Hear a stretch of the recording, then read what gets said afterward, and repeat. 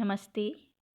मैं सुनीता सेंगाड़ा, सहायक आचार्य संस्कृत, स्वर्गीय श्री भिकाभाई भील राजकीय महाविद्यालय सागवाड़ा से आप सभी प्रथम वर्ष के नियमित विद्यार्थियों का मैं हार्दिक स्वागत करती हूँ।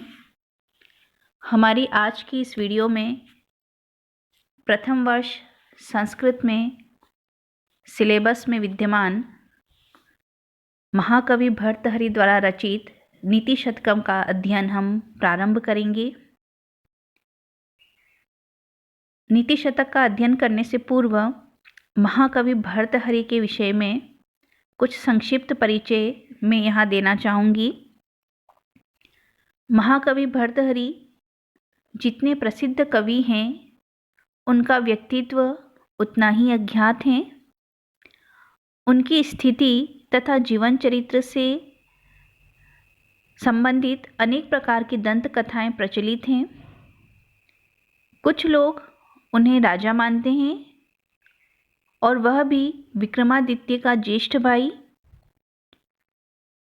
और यह उनके द्वारा रचित जो नीति शतकम ग्रंथ है उससे कुछ परिपुष्ट भी होता है। कहा जाता है कि यह एक राजा थे। राजसत्ता पर रहते हुए उन्होंने नीति शतकम की रचना की, जिसमें उन्होंने राजाओं के व्यवहार को और प्रजाजनों के व्यवहार को बहुत ही सूक्ष्म रूप से देखा है। तभी उनके जीवन में उनकी प्रिय रानी उपस्थित हुई और तभी उन्होंने श्रृंगार शतक की रचना की।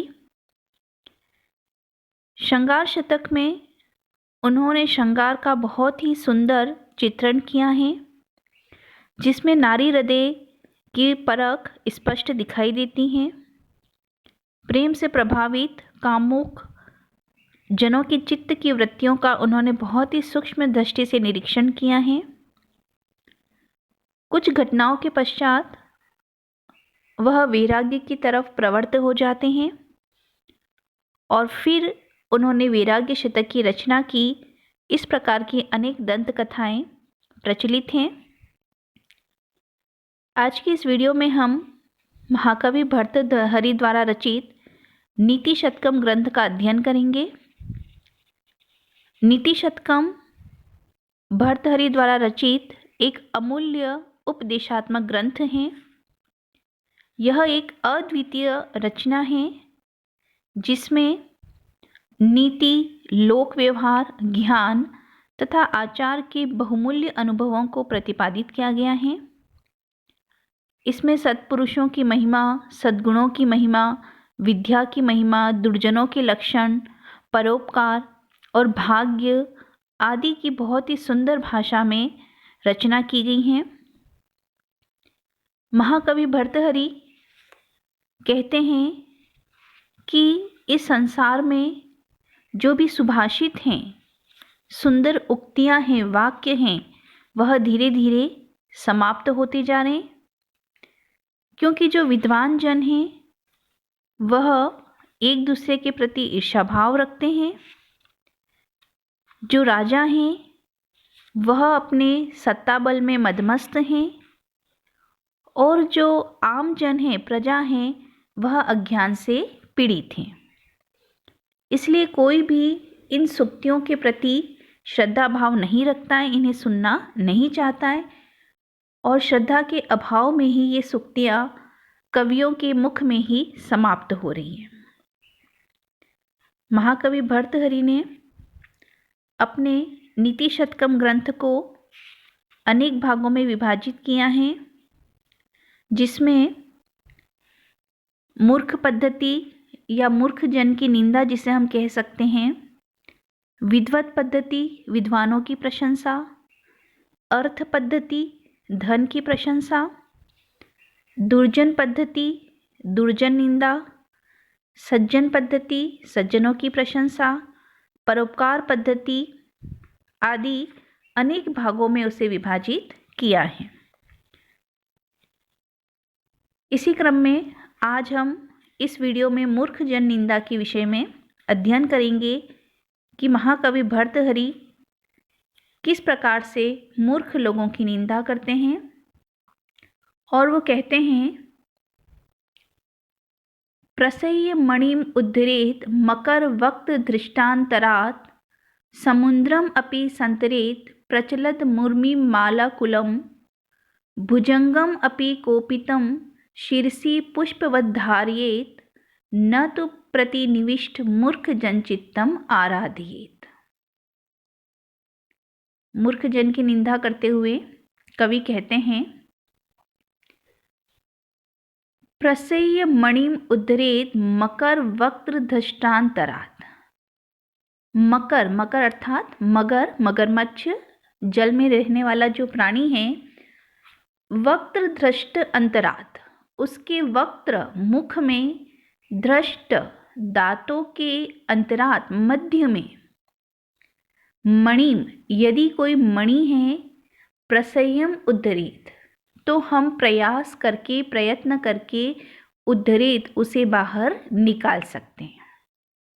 मगरमच्छ जो कि जलीय प्राणी है, जिसका मुख अत्यंत ही भयंकर होता है, भयभीत करने वाला है, और उसके मुख के अंदर जो दांत हैं, दाढ़ इत्यादि जो भाग है, उन दांतों के मध्य में यदि मणि, कोई मणि अगर छुपी हुई है, तो मनुष्य प्रयत्न करके उद्धरेत, उसे भी बाहर निकाल सकता है। समुद्रम अपि संतरेत प्रचलत उर्मिमाला कुलम। प्रचलत उर्मिमाला आकुलम, प्रचलत निरंतर चलने वाली उर्मी, उर्मी अर्थात लहरें, लहरों की मालाओं से जो व्याकुल हो रहा है, ऐसे समुद्रम अपि, किसी समुद्र को भी संतरेत, वह तैर करके पार जा सकता है। यहाँ पे साहस की बात करने कि यदि कोई मनुष्य साहस करे तो ऐसा समुद्र जो अत्यंत ही विशाल है, गहन है, और साथ ही उर्मिमाला आकुलम, जिसमें लहरों की मालाएं बनी हुई हैं, अर्थात एक के बाद एक लहर उठती जा रही हैं, ऐसे चंचल जो जल वाला है समुद्र संतरित, उसे भी मनुष्य प्रयत्न करने पर पार कर सकता है। समुद्र को तैर करके पार करना अत्यंत ही कठिन है, और यदि उसमें लहरें उठ रही हैं, उसका जल अगर व्याकुल है, तो ऐसी विषम परिस्थिति में उससे पार करना अत्यंत ही कठिन होता है, किंतु मनुष्य प्रयत्न करने पर उसे तैर करके पार कर सकता है। भुजंगम अपि कोपितम शीर्षि पुष्पवद्धारयेत। कोपितम भुजंगम, क्रोधित होते हुए भुजंगम, किसी सर्प को, पुष्पवद, फूलों के समान, शीर्षि धारयेत, अपने सिर पे धारण कर सकता है।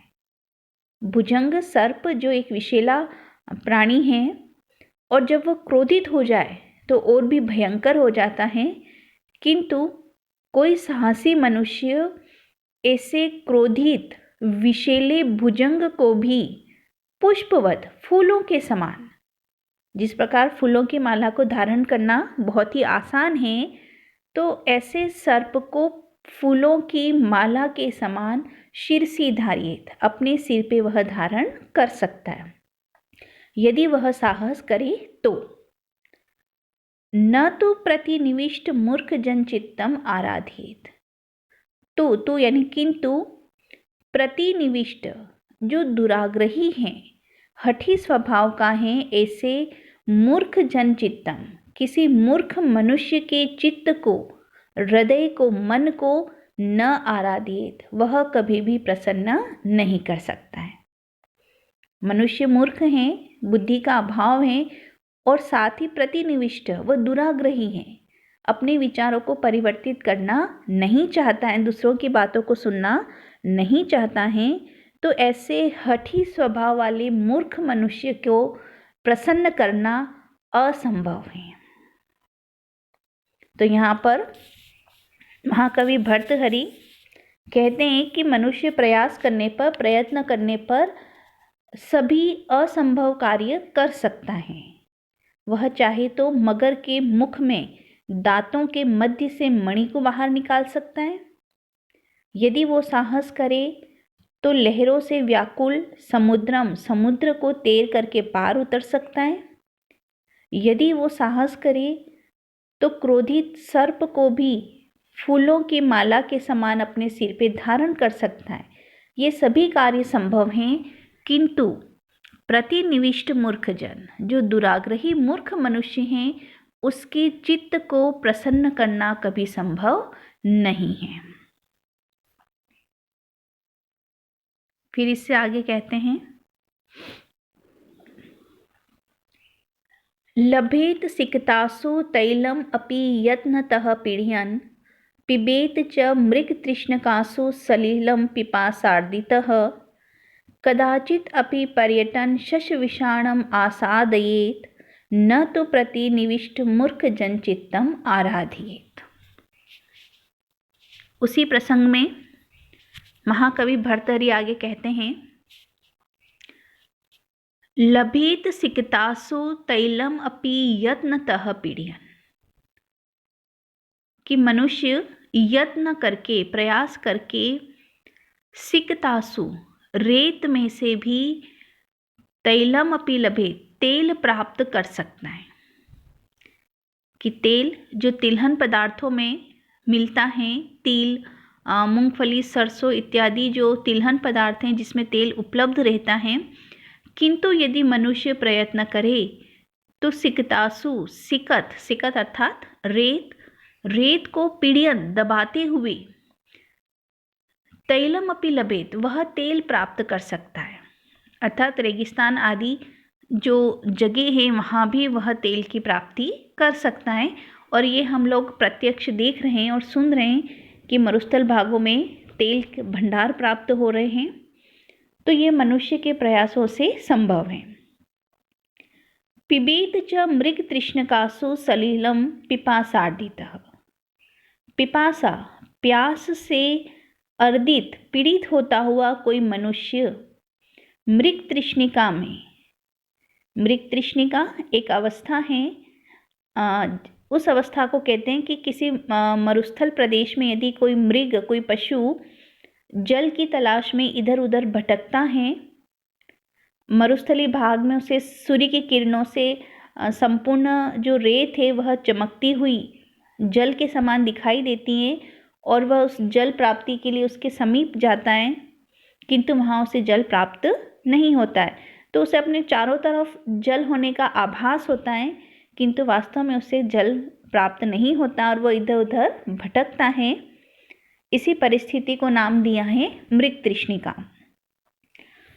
तो कवि भर्तहरि कहते हैं कि पिपासार्दितः, प्यास से पीड़ित कोई मनुष्य मृग तृष्णिकासु, ऐसी मृग तृष्णिका अवस्था में, मरुस्थल आदि जो प्रदेश हैं ऐसी अवस्थाओं में भी सलिलम पिबेत, सलिलम जल प्राप्त कर सकता है। वह उस अवस्था में अनेक स्थानों पर भटकते हुए कहीं न कहीं उसे जल की प्राप्ति हो सकती है, यह संभव है। कदाचित अपि पर्यटन शशविषाणम आसादयेत्, और कदाचित किसी समय पर्यटन, घूमते हुए, संपूर्ण पृथ्वी पर इधर उधर घूमते हुए, शशविषाणम, शश यानी खरगोश, विषाणम यानी सींग, ऐसे खरगोश भी प्राप्त कर सकता है जिसके सींग हों। सामान्यतः जो खरगोश हैं, पशु हैं, एक छोटा जानवर, उसके सींग नहीं होते हैं, किंतु यदि मनुष्य प्रयत्न करे, पर्यटन इधर उधर घूमे, इस पृथ्वी पर कितने ही वन हैं, वन प्रदेशों में यदि वो भटकता है, ढूंढता है, यदि प्रयास करता है, तो हो सकता है कि उसको कहीं ऐसी खरगोश की प्रजाति मिल जाए जहाँ पर विषाणम, उसके सींग हों।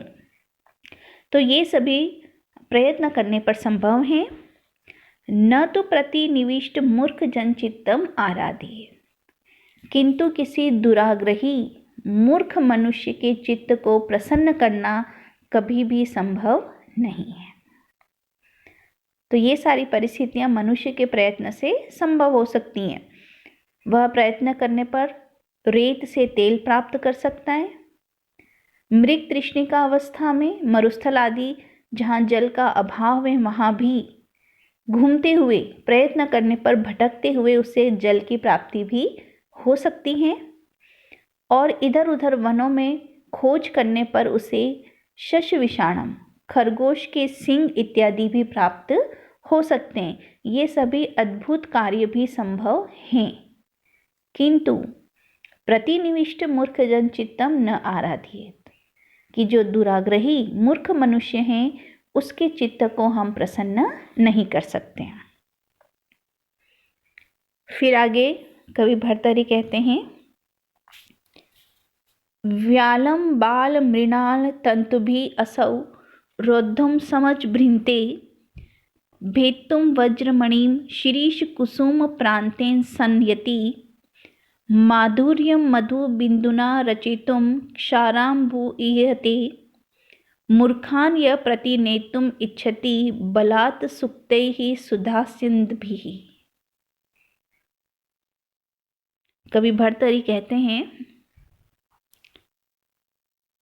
मूर्खान यह प्रतिनेतुम इच्छति बलात् सुक्तैः सुधासिन्धभिः, कि यह जो मनुष्य, जो विद्वान मनुष्य मूर्खान, मूर्ख लोगों को सुधासिन्धभिः, सुधा, सुधा अर्थात अमृत, अमृत बरसाने वाली या अमृत से परिपूर्ण सुक्तैः, सुक्तियों के द्वारा, सुंदर वचनों के द्वारा बलात्, बलपूर्वक प्रतिनेतुम इच्छति, उन्हें बदलना चाहता है, उन्हें परिवर्तित करना चाहता है। कि जो मनुष्य, जो विद्वान ये इच्छा करता है कि वह अपनी सुंदर अमृत से युक्त उक्तियों के द्वारा, कथनों के द्वारा किसी मूर्ख व्यक्ति को परिवर्तित कर देगा, उसे विद्वान बना देगा, तो उसका यह प्रयास व्यर्थ है। किस प्रकार व्यर्थ है, यहाँ उदाहरण देते हैं।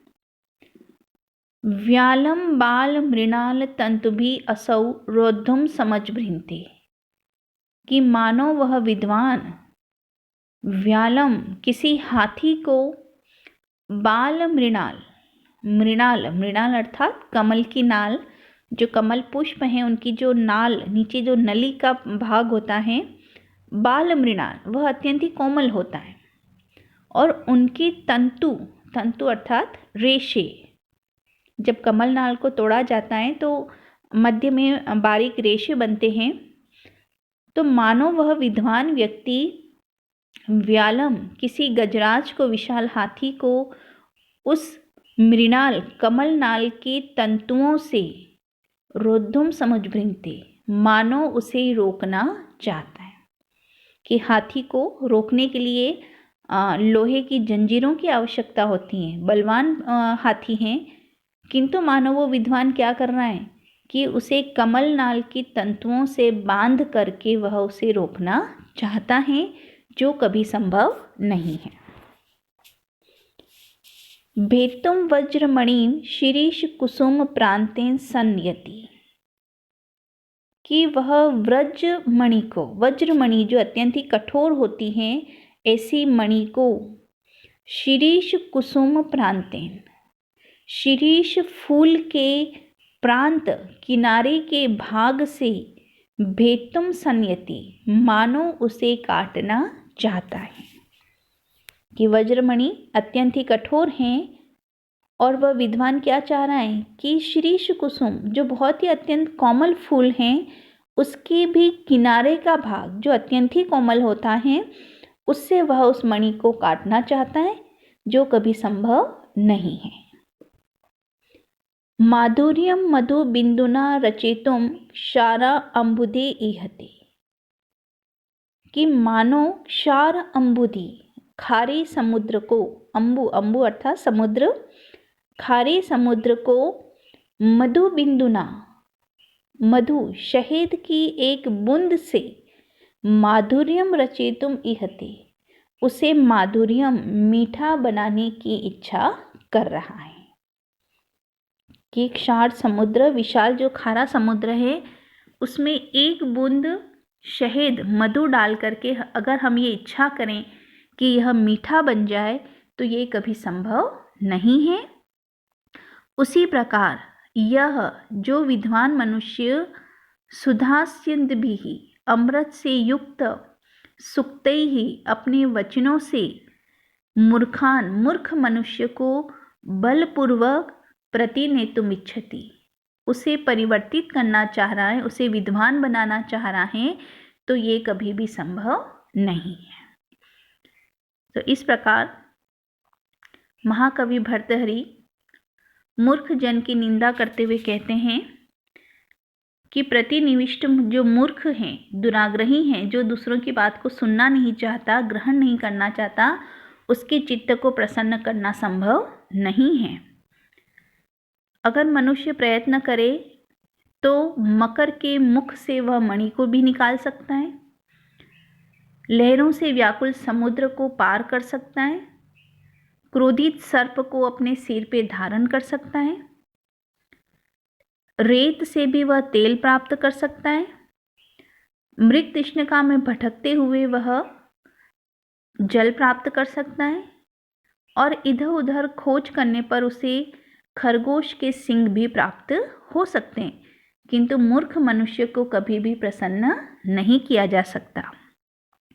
और यदि कोई विद्वान यह चाहता है कि अमृत युक्त वचनों के द्वारा मूर्ख मनुष्य को परिवर्तित कर दिया जाए, तो ये संभव नहीं है। इसका यह प्रयत्न उसी प्रकार है जैसे कोई कमल नाल के तंतुओं से हाथी को बांधना चाह रहा हो, या शिरीष फूल के प्रांत भाग से वज्रमणि को काटना चाहता हो, अथवा मधु बिंदु से, शहद की एक बूंद से खारे समुद्र को मीठा बनाना चाहता हो, उसका यह प्रयत्न उसी प्रकार का है जो कभी भी संभव नहीं है। तो आज की इस वीडियो में यहीं तक। धन्यवाद।